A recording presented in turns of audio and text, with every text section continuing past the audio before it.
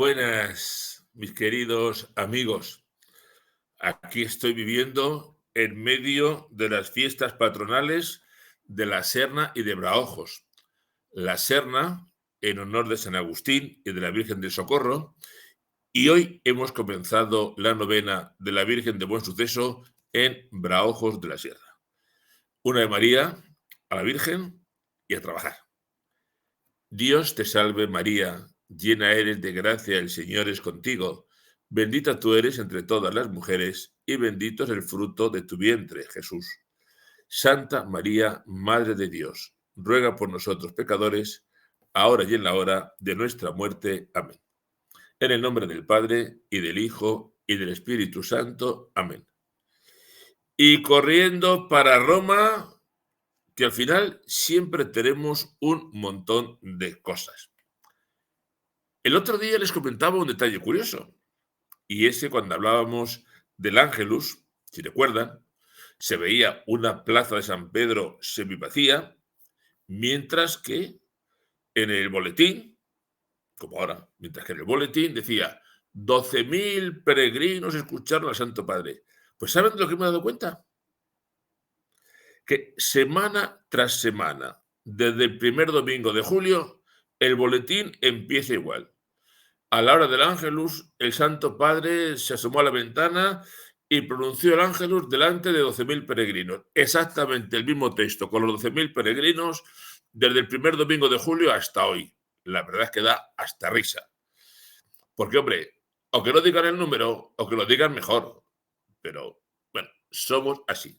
Deben tener algún becario haciendo las noticias y llega a donde llega.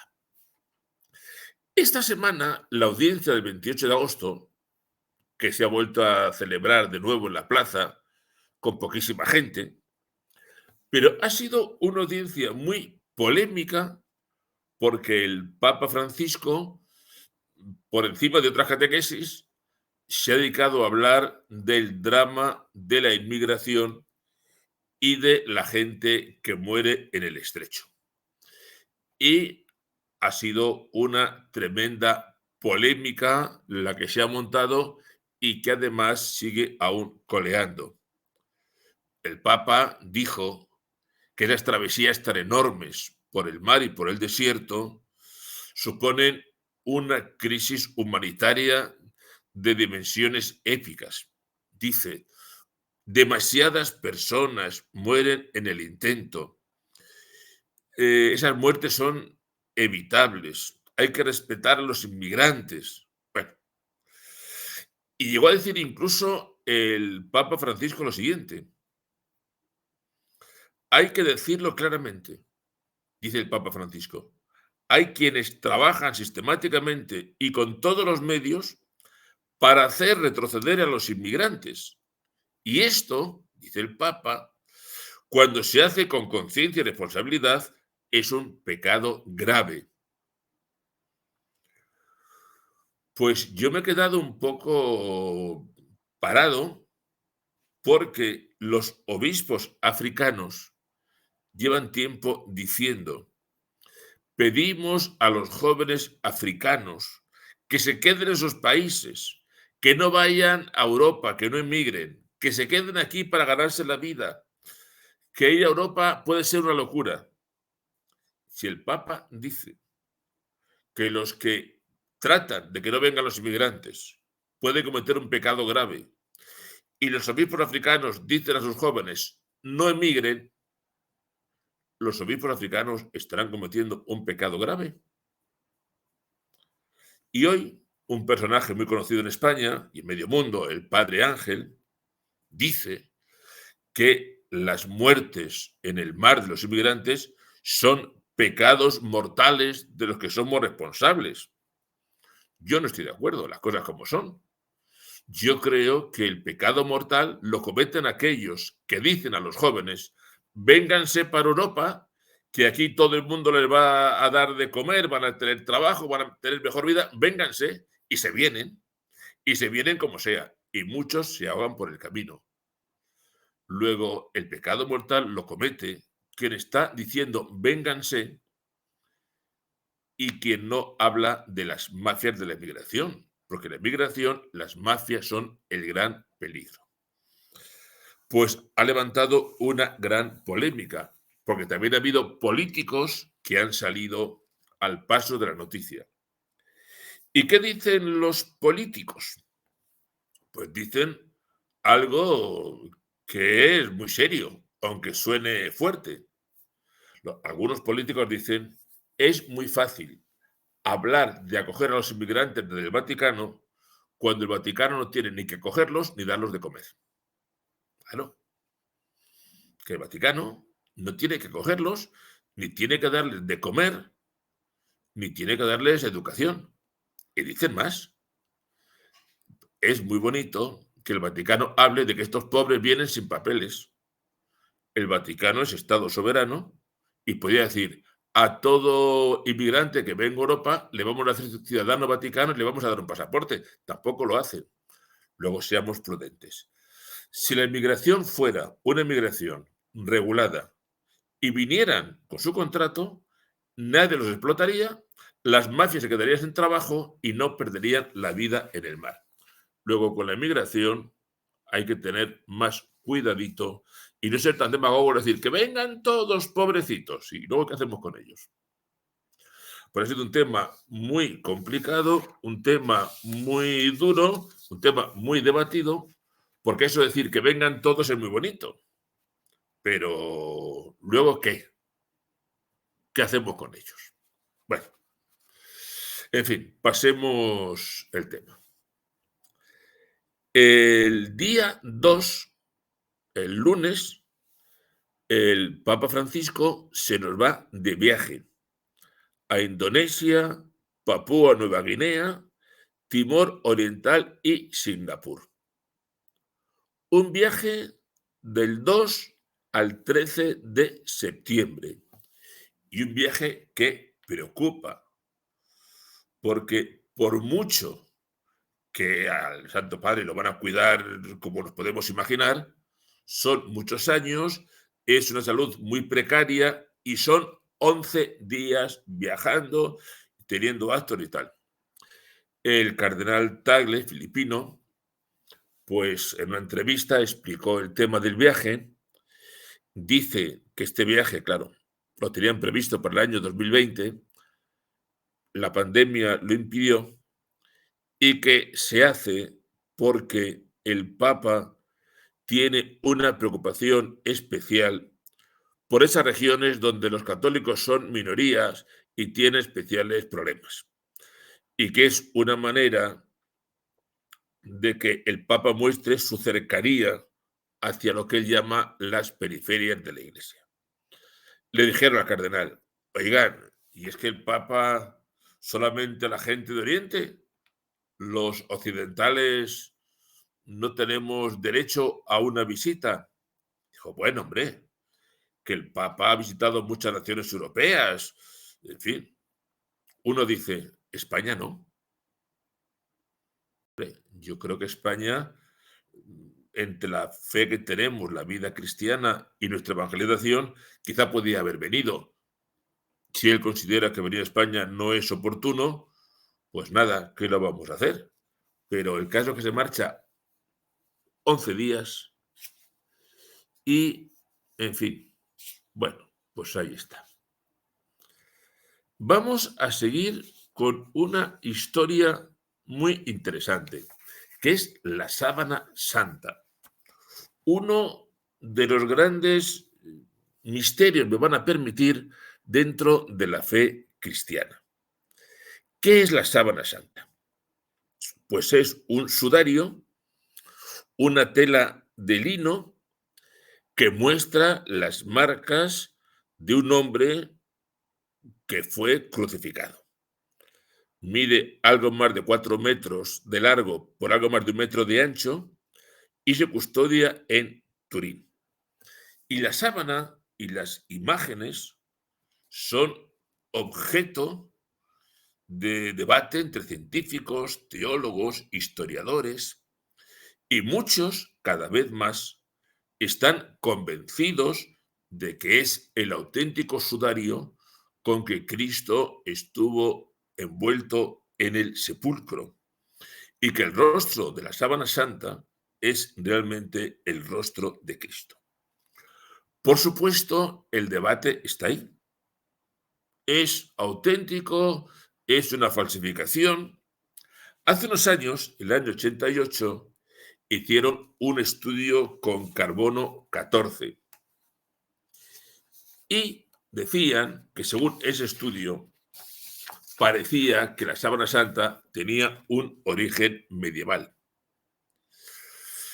Pero claro, como diría la zarzuela famosa, hoy las ciencias adelantan que es una barbaridad y se han hecho nuevos estudios según los cuales la sábana santa es claramente del siglo I, con un montón de cosas extrañas. Por ejemplo, ¿cómo se han fijado las imágenes en la sábana? Porque no hay... Judith Vera, por favor, ruego que deje ya los comentarios. Y si no, ruego a Rafael que los vaya omitiendo. ¿Cómo se han fijado las imágenes? Pues no lo sabemos. Desde luego, por ningún medio artístico tradicional. Las imágenes son más bien como fruto de una radiación que muchos dicen que es la fuerza inmensa de la resurrección. Pero es que además, en la sábana santa se han encontrado partículas de polen que corresponden a plantas que existían en tiempos de Cristo y que hoy ya no se encuentran. Pero es más, incluso descubrieron en la sábana santa otro detalle muy interesante, y es que a los difuntos se les ponía sobre los ojos unas monedas, y que las monedas que están sobre los ojos del crucificado son unas monedas acuñadas el año 29 de nuestra era bajo Poncio Pilato. Entonces, hay mucha gente que quiere, bueno, quitar valor a la sábana santa porque es que impresiona de tal manera que ha habido estudiosos de la sábana santa, científicos ateos, que han terminado católicos. Bueno, pues que decirles que los últimos estudios de la sábana santa la datan claramente en el primer siglo de nuestra era.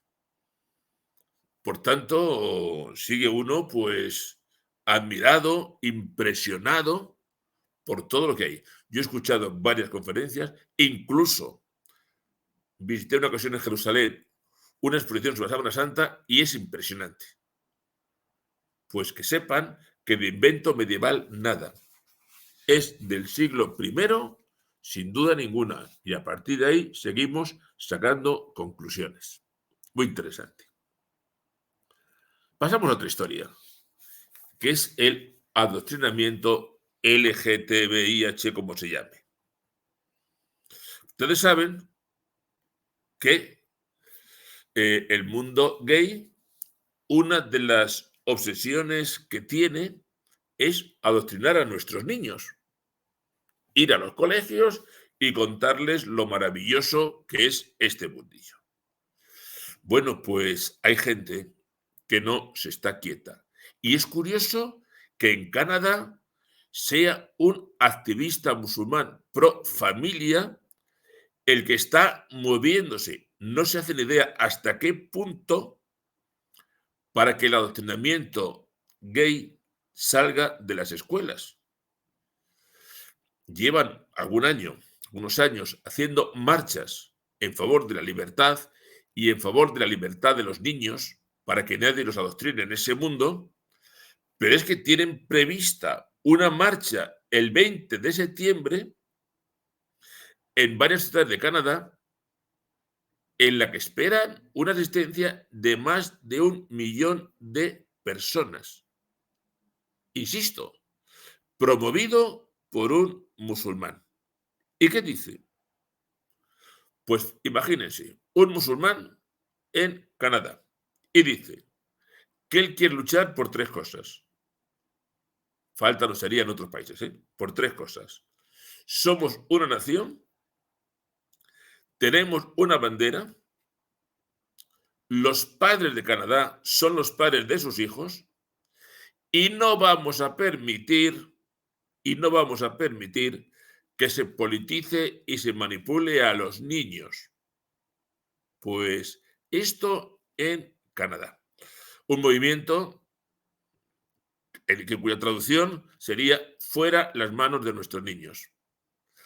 Creo que estas cosas es bueno conocerlas para que veamos que lo más sencillo es no hacer nada y lamentarnos, mientras que hay gente que se mueve. Y yo les digo, con las cosas que pasan, con las cosas que vemos, con las cosas que nos asombran, demasiado tranquilos estamos. Demasiado tranquilos estamos. Poquito a poquito tenemos que empezar a movernos y a hacer las cosas bien. Damos otro pasito. El domingo pasado, ustedes recuerdan, en el Evangelio y en la primera lectura se decía, ¿queréis marcharos?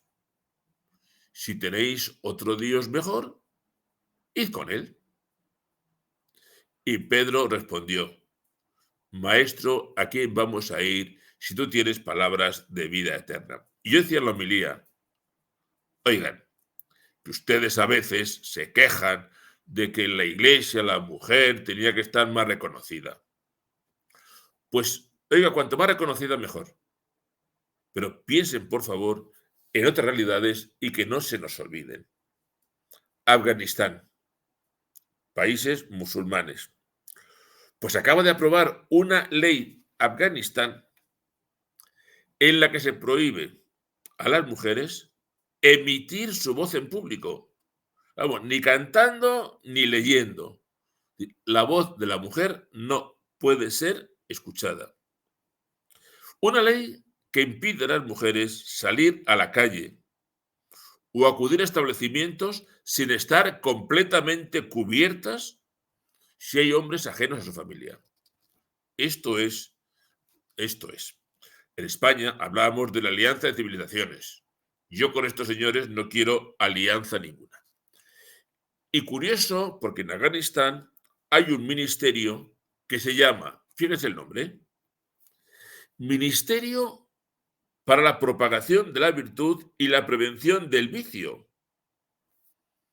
que abarca tanto lo público como lo privado.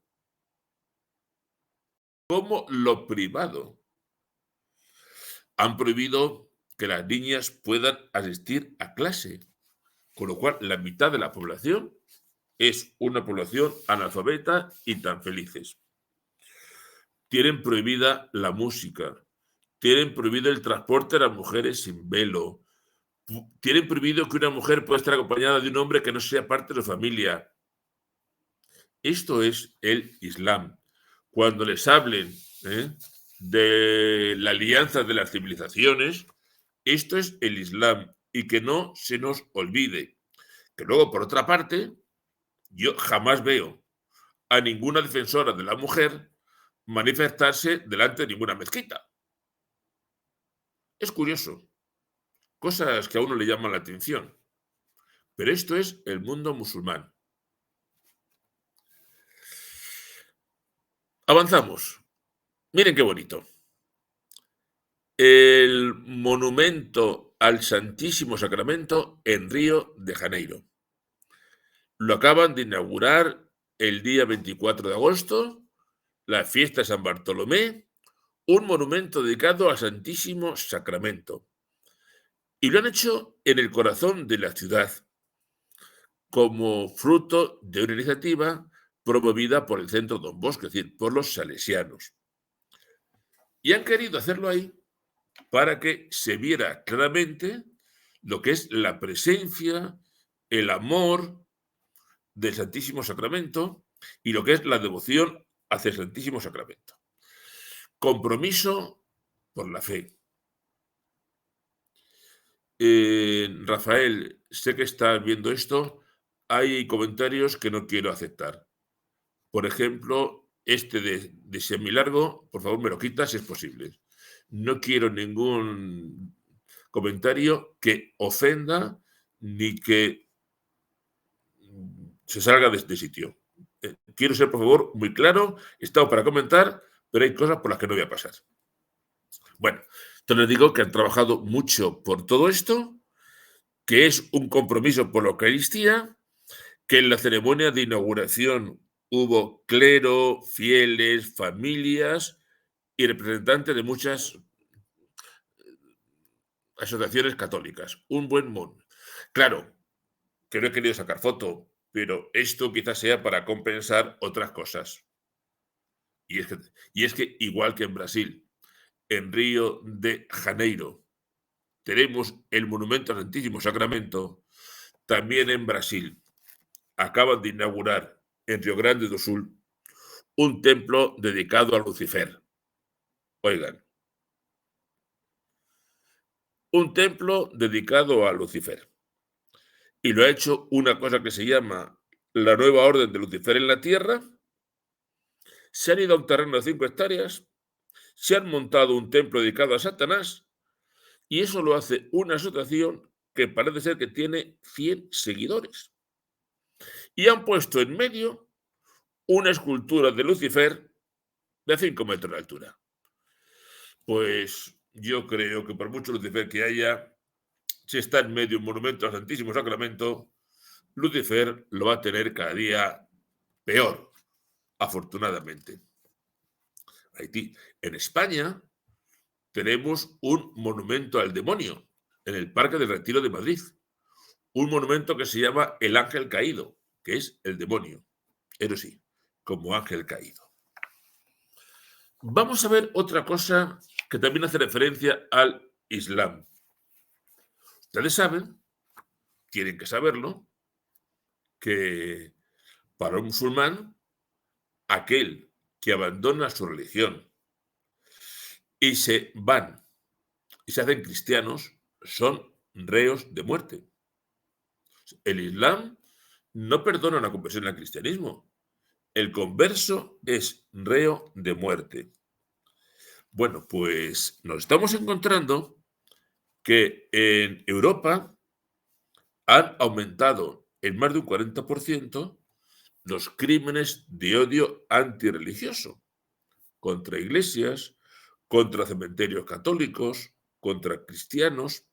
Pero es que en Europa, no hablamos de Arabia Saudí, no hablamos de Afganistán, en Europa ya ha habido varios casos. Hace poco un tribunal británico ha mandado un hombre a prisión acusado de intentar asesinar a un musulmán que se había convertido en el cristianismo. Y eso no es un hecho aislado, porque en Italia también han tenido ya casos similares. Un tunecino se convierte al cristianismo y otros islamistas han intentado asesinarlo. Pues cuidadito con esto, porque el derecho a la conversión es un componente esencial de la libertad religiosa y, por tanto, los gobiernos deben protegerlo. Pues que sepan que esto no es Afganistán ni es Arabia. En Europa estamos empezando a tener casos de musulmanes convertidos al cristianismo que han sido objeto de violencia y algunos intentos de asesinato que sepamos. Esto, por favor, que no se nos olvide. Una historia curiosa, y es que esta semana se ha vuelto a abrir el sepulcro que conserva los restos de Santa Teresa de Jesús. Santa Teresa de Jesús, la gran santa española, muere en 1582 y su cuerpo, desde entonces, más de 400 años, se conserva en un excelente estado de conservación. Muchos científicos lo consideran incluso milagroso. Y en la Iglesia una de las cosas que se hace con lo que se llaman las reliquias mayores, es decir, los cuerpos, es periódicamente, evidentemente no todos los días, hacer una comprobación del estado en que se encuentra ese cuerpo. Bueno, Santa Teresa está sepultada, si no me confundo, en Alba de Tormes, y hacía 110 años que no se llevaba a cabo un estudio del cuerpo del cadáver. Yo no sé si ustedes saben que para acceder al cuerpo de Santa Teresa hacen falta 10 llaves. 3 se conservan en el convento de Alba de Tormes, otras 3 están en poder del duque de Alba, otras 3 llaves las conserva en Roma el padre general y otra llave la tiene el rey de España. 3 llaves son para abrir la reja exterior, 3 llaves para abrir el sepulcro de mármol y las otras 4 para abrir directamente la urna de plata. ¿Qué han encontrado? Pues que está en las mismas condiciones que estaba el año 1914, en unas condiciones excepcionales. Por supuesto, ya que han llegado ahí, pues lo van a estudiar médicos, lo van a estudiar forenses, van a estudiar en qué estado está. Hay un orfebre que también se va a dedicar a mirar el estado del sepulcro de plata, y todo esto según el dicasterio para las causas de los santos. Bueno, pues me parece una noticia interesante y curioso esto de que se necesiten 10 llaves repartidas para poder acceder directamente a sus restos. Además de los restos, han estudiado otras 2 reliquias mayores, que son el brazo y el corazón. Están admirados de la extraordinaria conservación de todos los restos. Pues ha sido una noticia de esta semana interesante. Hombre, ¿y cómo no nos íbamos a hacer eco de todo esto? Miren qué obispo. A ver cómo lo pronuncio el nombre. Melchiore Si Honzen. Pues la Santa Sede está muy contenta porque el gobierno chino ha reconocido oficialmente a este obispo clandestino.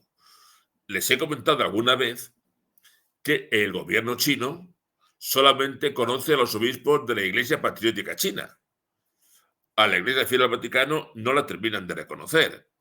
Hay convenios por ahí, pero no terminan de aclararse. Bueno, pues a este obispo, por fin, el gobierno chino lo ha reconocido como obispo de Tianjin. Por fin. ¿Y por qué digo por fin? Pues porque este pobre, ahí donde le ven, tiene 95 años.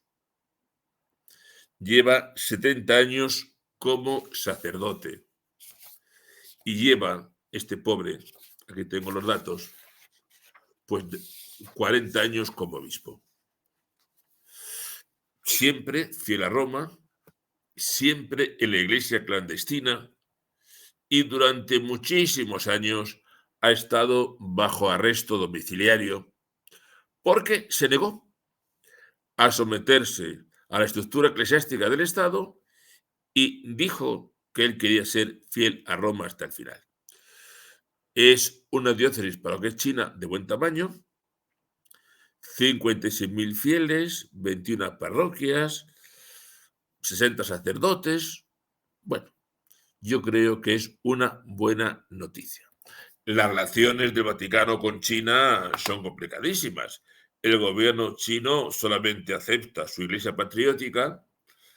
Ha habido, si es verdad, un par de convenios entre el Vaticano y el gobierno chino que yo creo que dan poco fruto, porque los chinos, que son muy suyos, los chinos, pues siguen prohibiendo culto, siguen derribando iglesias, siguen poniendo dificultades.